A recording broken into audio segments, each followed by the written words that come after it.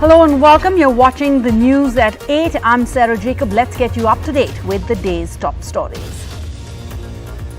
The ICMR issues new guidelines for testing. No testing required for asymptomatic individuals for domestic travel. For contacts of COVID patients, don't need to be tested unless at risk, says the centre. No testing needed except for high-risk cases. Are we testing less when we should be testing more to know the real picture? Only a 5 to 10% hospitalization rate for the third wave so far, much lesser than the second wave, but this could change rapidly, warns the government. Amidst a rise in COVID-19 cases, India starts administering boosters. Frontline and healthcare workers and citizens above the age of 60 with comorbidities are now eligible for the precautionary third dose of the vaccine. This on a day when India hits nearly 180,000 new COVID cases.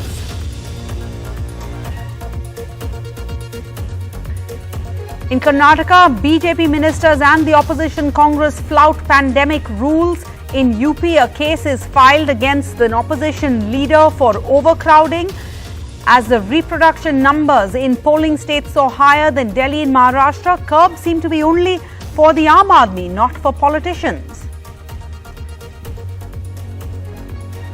In 7 hours, a Goa BJP minister and an MLA quit the party weeks ahead of the elections. Goa cabinet minister Michael Lobo quits the BJP, heads to the Congress. Hours later, BJP MLA Praveen Zante quits the ruling party to join the MGP, which is tied up with the TMC for the upcoming polls.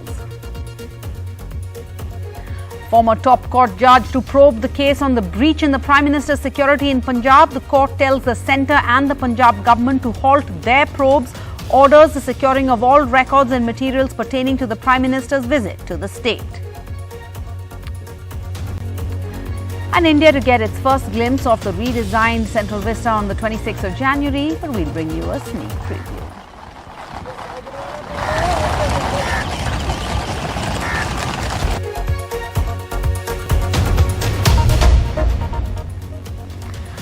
All right, so the big story coming in, the ICMR has issued new guidelines for testing. So now no testing is going to be required for anyone who's asymptomatic, for anyone who's doing domestic travel.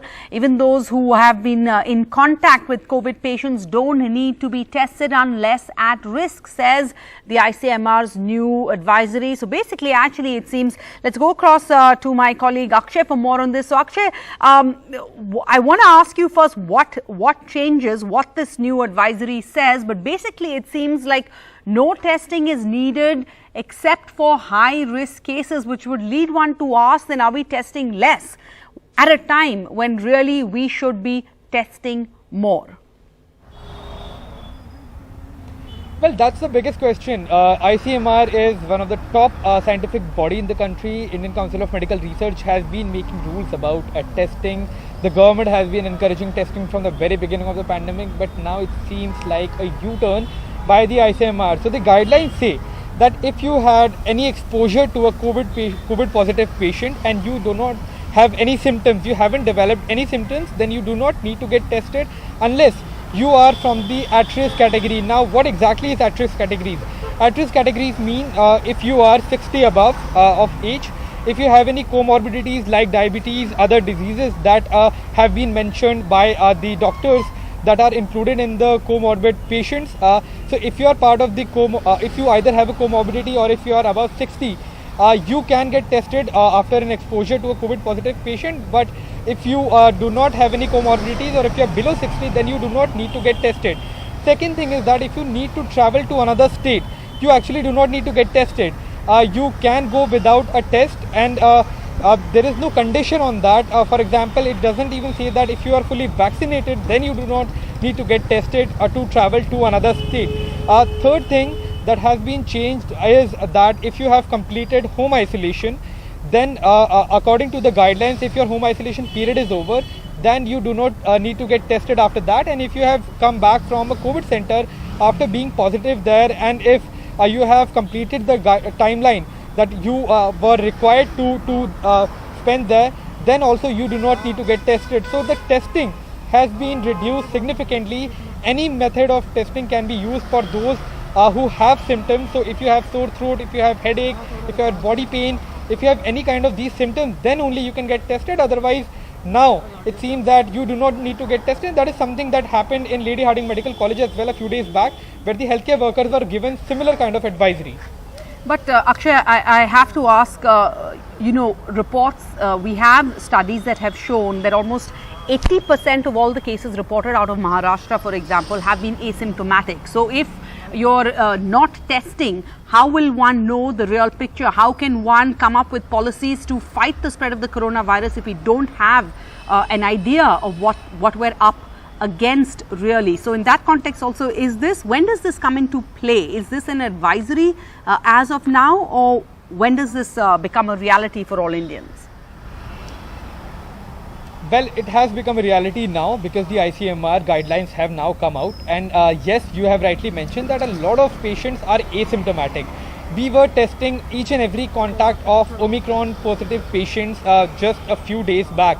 We are trying to trace all of them, test all of them so that it doesn't spread to other people, especially to those people who have comorbidities or who are at risk category.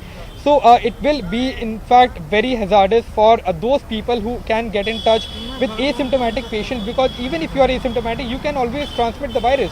So that is a big question mark, that what exactly is the government or the ICMR or the scientists are trying to achieve by reducing the number of tests, because that is significantly going to hamper in breaking the chain of transmission, because you will never know whether you had COVID-19 or not if you do not go through a test. Thanks so much, Akshay. And I can also quickly, we're out of time, but Akshay, I want to ask you, in Delhi, there is some good news that we've seen a marginal drop in cases, but unfortunately, the positivity rate has gone up. Well, yes, exactly. That was expected because yesterday was Sunday. Usually the tests go down on weekends, and that is why the number of cases have come down. However, with positivity increasing, it clearly shows that the number of people who are in fact getting tests, who are in fact contracting the virus is going up. The positivity is the most important factor here. So while the number of cases have gone down, it is not a good news because the positivity rate has gone up simply because the number of tests that were conducted yesterday were less.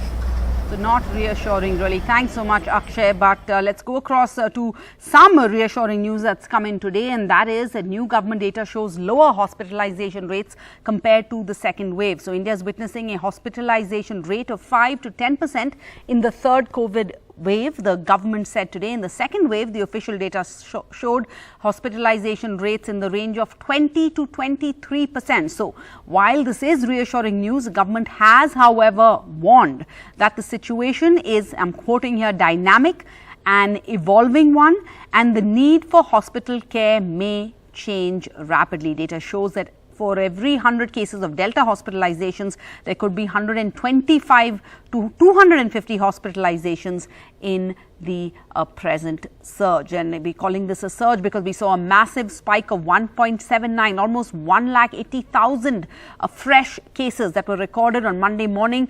All states and union territories have now been asked to keep a daily watch on oxygen beds, ICU beds and ventilator support. Large chunk of population is going to get infected or is already infected.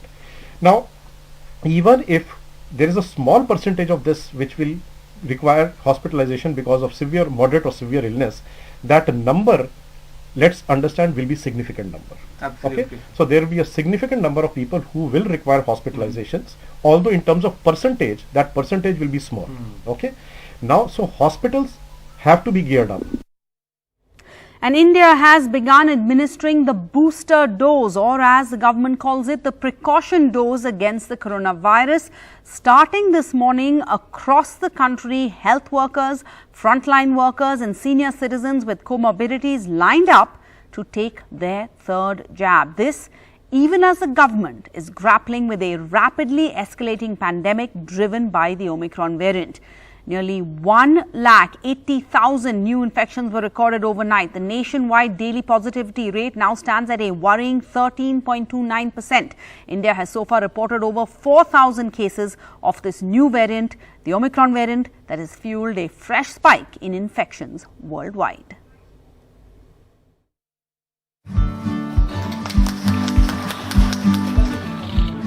of people got their booster shots on the very first day that India opened this. So far, only those above the age of 60 and healthcare and frontline workers are eligible. आज आपको booster dose finally मिल गया है. Fine. I feel I'm safe. You feel you are safe. Be safe and be safe to others, क्योंकि किसी की जिंदगी से खिलवाड़ ना करो, ना खुद हो. आप पे जिम्मेदारी है परिवार की. इसलिए प्लीज जिन्होंने नहीं लगवाई है, मैं ये संदेश देना चाहता हूँ कि जो नहीं लगवाई वो दोनों डोज लगवा के 39 हफ्ते बाद तीसरी लगवाएं. We have 20 healthcare workers. Of our 20 healthcare workers are down, which includes nurses and doctors. If we have a sudden, surge rise in cases and the healthcare workers are down, then maybe that there would be a scene where you don't have enough healthcare workers to look after the patients. 5.75 crore people eligible for the third dose. 2.75 crore are above the age of 60, 1 crore are healthcare workers and 2 crore are frontline workers. In the national capital, close to 3.8 lakh above the age of 60 are eligible for this booster, being administered at over 100 centres. I'm over 60, so I definitely needed the protection. Also, I have what you call comorbidities. In Mumbai, at the Jumbo Vaccination Centre at the Bandra Kurla complex, the turnout was impressive. The booster dose for senior citizens, healthcare workers, frontline workers is being administered from today. Over 350 centres in Mumbai set up by the BMC, and of course the BKC Jumbo Vaccination Centre is the largest.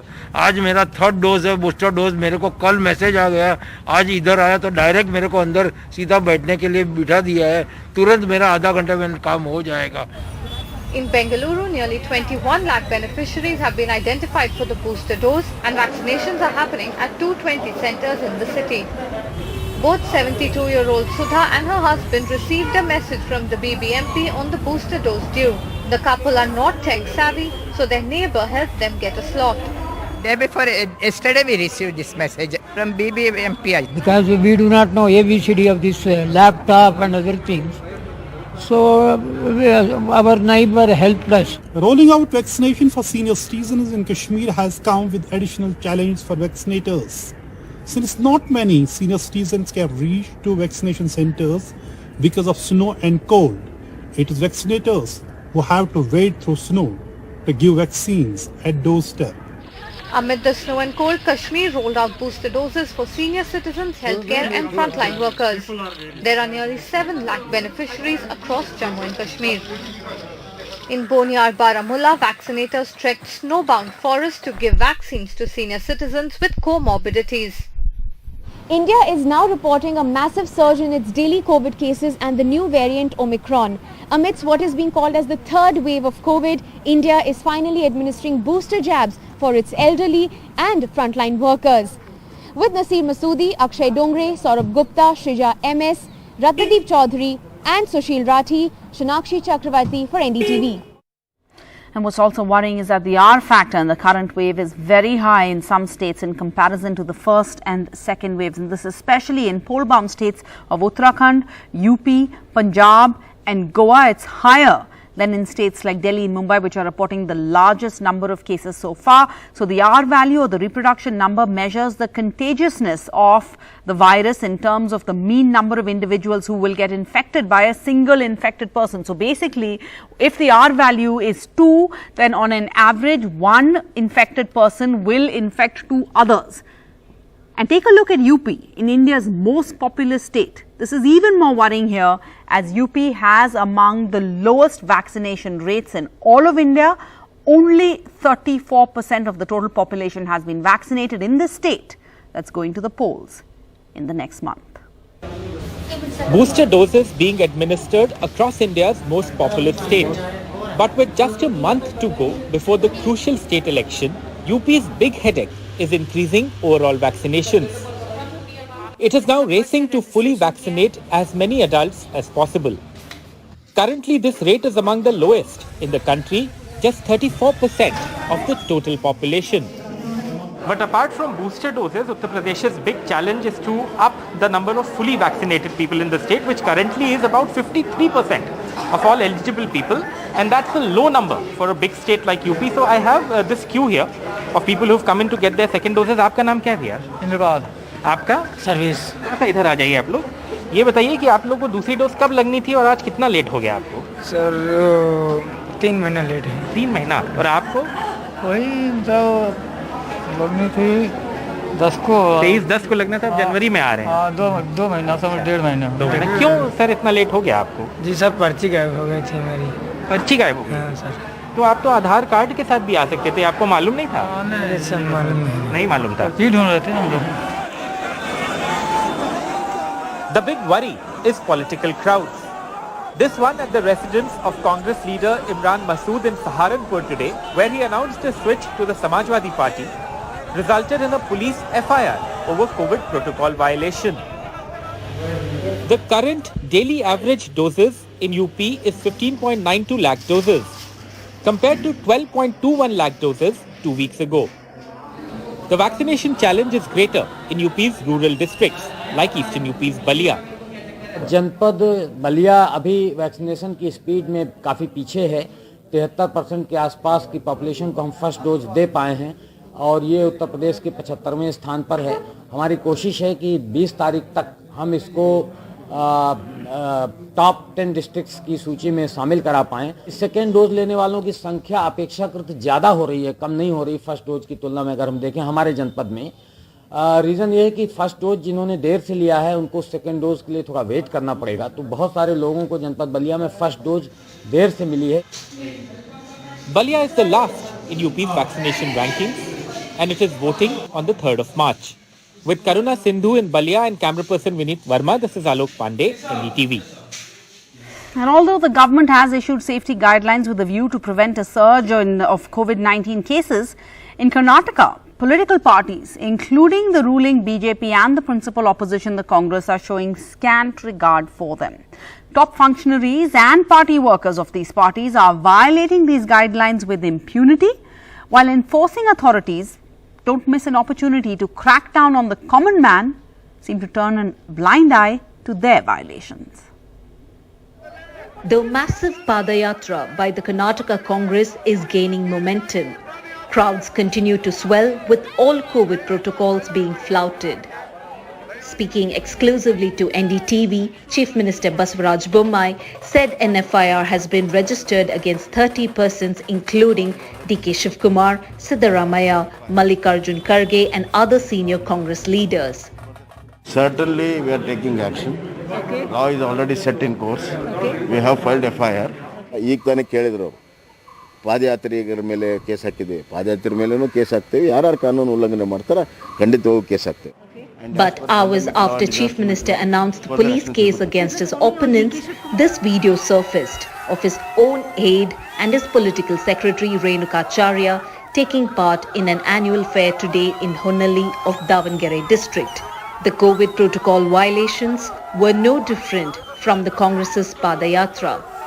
While the government has registered cases against the Congress leaders, DK Shivkumar questioned the double standards of the BJP government. Oxygen ಸತ್ತವ್ರನ್ನೇ ಸತ್ತಿಲ್ಲ ಅಂತ ಹೇಳಿದಂತ ಗಿರಾಕಿ ಆಮೇಲೆ ದುಡ್ಡು ಕೊಟ್ಟವರು ಯಾಕಂದ್ರೆ ಈ DHO ಇವರೆಲ್ಲ ಅವ್ರ ಕಂಟ್ರೋಲ್ ಬರೋದು ಇರ್ಲಿ ಈಗ ತಮ್ಗೆ ನಾನು ಹೇಳೋದು ಇಷ್ಟೇ. Challenging the BJP government and the COVID norms, the Congress had launched this particular massive Padayatra. However, the BJP leaders themselves seem to be violating the COVID rules here in the state, even as Karnataka continues to report over 12,000 cases on a daily basis. In Bengaluru, with camera person Govind Murthy, Shrija for NDTV. Meanwhile, the Chief Minister of Karnataka has now tested positive, and earlier in the day, the Defence Minister announced on Twitter that he too was COVID positive. Let's move on to Goa, where in 7 hours, a Goa BJP minister and an MLA quit the party just weeks ahead of the elections. Goa Cabinet Minister Michael Lobo quit the BJP. He's heading to the Congress party, and hours later, the BJP MLA Praveen Zante quit the ruling party to join the MGP, which is tied up with the TMC for the upcoming polls. But the minister, Lobo, quitting the BJP, in a sense, reverses a trend of the last few years where most of the sitting Congress MLAs have left and joined the BJP. It is not on Michael Lobo, it is with the people. and people will decide. An evasive response from Michael Lobo when asked which party he is heading to. Lobo's exit is a big jolt to the BJP in Goa. Outside his own seat, Kalangut, he is considered a strong man in the Goa tourist belt of Bardez, which comprises of 7 seats. In fact, he is said to have quit because the BJP did not give in to his demand to give his wife Delilah the ticket from Seolim, a neighbouring constituency.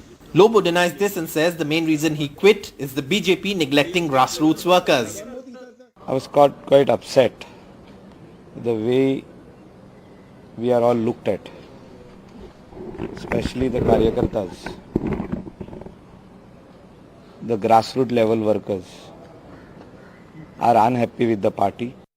Lobo seems to have hit the decks running. He campaigned for a probable Congress candidate Kedar Naik in Saligao constituency on Sunday.